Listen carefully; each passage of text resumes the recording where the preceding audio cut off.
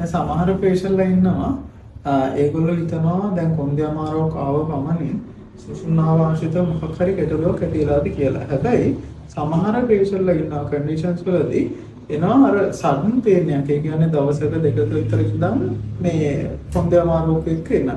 ඒතර මේකෙදී අර හැම වෙලාවෙම සුසුම්නාව ආශ්‍රිතව නැත්නම් කුඩුවට පිළ ආශ්‍රිතව නෙවෙයි කොන්දේ අමාරුව එන්නේ. එතනින් එළියෙන්නේ මාංශ පේශි ආශ්‍රිතව මේ ගැටලුව එන්න පුළුවන්. දැන් මේ පේෂන්ට්ගේ එහෙම ගැටලුවක් තමයි තිබ්බේ. ඒතර අපි හිස්ටරි එක බලද්දී මේ පේෂන්ට්ගේ බෑක් පේන් එක ඇවිල්ලා තියෙන්නේ දවස් දෙකක තුනක විතර ඉඳන්. එතකොට අපි මේ හිස්ටරි එක බලද්දී මේ පේෂන්ට් අර එකපාරටම වැටෙන්න යනවා වගේ ගිහිල්ලා තිබ්බා. ඒකෙන් පස්සේ තමයි මේ පේන් එක මේ පොඩ එන්න පටන් ගන්න තියෙන්නේ. ඇත්තටම මෙතන වෙලා තියෙන්නේ සාමාන්‍යයෙන් අපේ කොඳුරට වේලේ කියන්නේ මේ සුසුම්නාව මෙතනින් ගමන් කරනවා. මොකක් හරි අන්න ඒ වගේ වැටෙන්න යන ඉස්සලා වැටෙන්න යන මොකක් හරි අර සඩන් ඇක්ටිවිටි එකකදී අපේ මේ කොඳුරට තෙලට වෙන හානිය අවම කරන්න මේ වටේට සම්පූර්ණ මසල්ස් තියෙනවා. ඒතර අන්න ඒ වලින් මේක ප්‍රොටෙක්ට් කරගන්න බලනවා.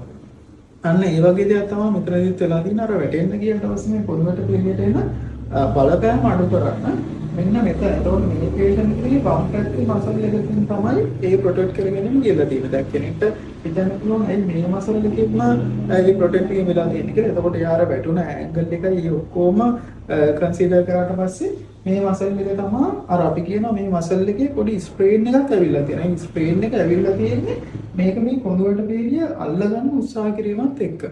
එතකොට ස්ප්‍රේන් එක නිසා මේ මාංශ පේශිය තද වෙනවා. ඒක මසල් එකේ ට්‍රිගර් පොයින්ට්ස් ඩෙවලොප් වෙනවා. ඒතකොට ඒකට තමයි ෆිසියෝതെරපිස්ට් ට්‍රීට් කරන්නේ. එතකොට අපි දැන් මේ පේෂන්ට්ගේ දෙවෙනි දවසේ දැන් මේ පේෂන්ට් 80ක් 90ක් විතරම ඒ අමාරුව අඩුයි.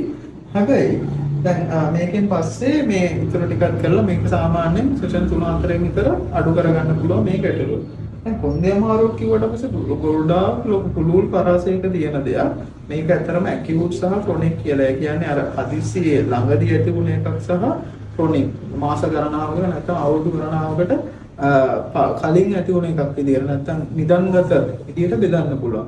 ඒතකොට ඔය ඇකියුට් කන්ඩිෂන් එකකදී ආව උදාහරණයක් තමයි මේක. හැබැයි ක්‍රොනික් තත්ත්වයකට ආවොත් එහෙම ඒක කොඳුරට වෙලා ආශ්‍රිත වෙන්නත් පුළුවන් නැත්නම් වෙන ගැටලුවක් වෙන්න පුළුවන් කොන්දේ අමාරු ආශ්‍රිතව.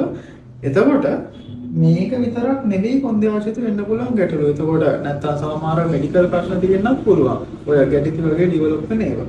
එතකොට මෙතන වෙන ප්‍රශ්නේ හරියටම මොකද්ද කියන එක ඔයාලට කොන්දේ අමාරුවක් තියෙනවා මෙහෙම ෆිසියෝതെරපිස්ට් කෙනෙක්ට ගියොත් එහෙම මේක හරියටම මොකද්ද ඔයාලට තියෙන ගැටලුව කියලා අඳුරගෙන එතනින් ට්‍රීට්මන්ට් ස්ටාර්ට් කරන්න පුළුවන්.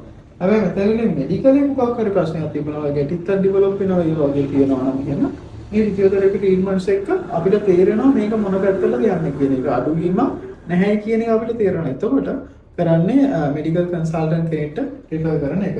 ඉතින් ඔයාලට කොන්දේ අමාරුවක් තියෙනවා එහෙම ඒ තත්ත්වය ඇකියුට් හේතුවක් නිසා මේ වගේ අර හදිස්සිය ඇති වුණ තත්ත්වයක් නිසා වෙන්නත් පුළුවන්. දීර්ඝකාලීනව එන සුසුම්නාව හෝ මාංශ පේශි ආශ්‍රිතව නැත්නම් මේ බට් එක ආශ්‍රිතව එන ගැටලුවක් නිසා වෙන්නත් පුළුවන්. ඒ ගැටලුව සඳහා ට්‍රීට්මන්ට්ස් ඔයාලගේ ෆිසියෝതെරපිස්ට්ගෙන් ලබා ගන්න පුළුවන්.